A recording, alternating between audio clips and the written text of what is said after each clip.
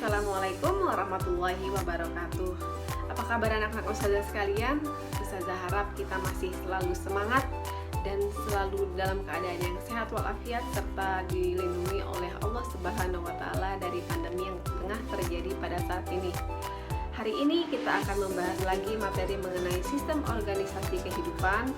Tujuan pembelajaran kita adalah membedakan antara jaringan, organ, dan sistem organ. Silakan simak video pembelajaran berikut ini. Setelah sebelumnya kita telah membahas sel, hari ini kita akan melanjutkan dengan jaringan, organ, dan sistem organ. Pada pengertiannya, jaringan merupakan kumpulan beberapa sel yang memiliki bentuk dan fungsi yang sama. Jaringan ini setingkat lebih tinggi dibandingkan sel. Berikut adalah beberapa jaringan yang terdapat pada manusia. Di antaranya ada jaringan tulang, jaringan syaraf, sampai jaringan darah. Salah satu contohnya adalah jaringan saraf.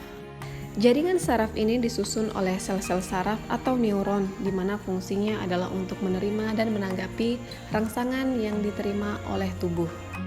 Kemudian ini adalah beberapa contoh jaringan pada tumbuhan seperti jaringan pembuluh, jaringan dasar, dan jaringan dermal.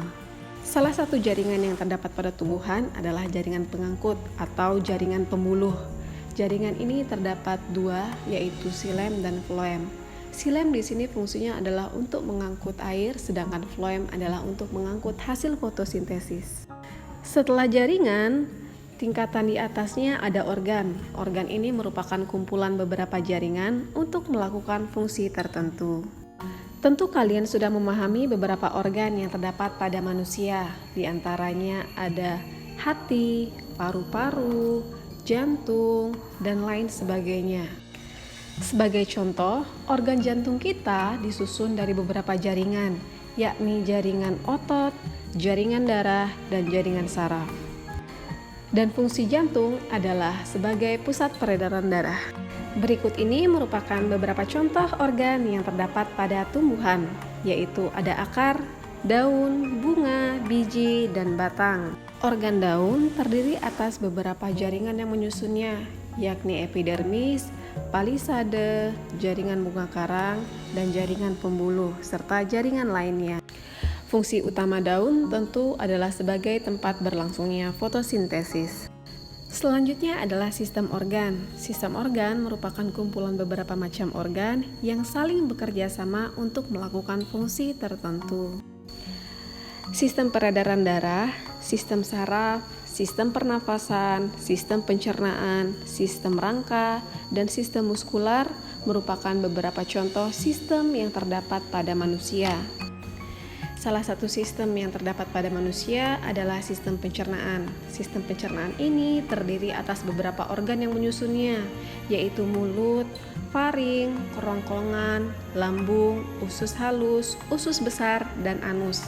Nah, kerjasama beberapa organ ini akan melakukan suatu fungsi, yaitu mencerna atau mengolah makanan agar dapat diserap. Nah, kumpulan dari beberapa sistem tersebut nantinya akan membentuk suatu organisme. Dengan demikian, kita dapat menyimpulkan bahwa jaringan adalah kumpulan beberapa sel yang memiliki bentuk dan fungsi yang sama. Organ adalah kumpulan dari beberapa jaringan berbeda yang membentuk suatu fungsi tertentu. Dan sistem organ adalah kumpulan organ yang saling bekerja sama untuk melakukan fungsi tertentu. Dan kerjasama seluruh sistem organ tadi akan membentuk suatu organisme.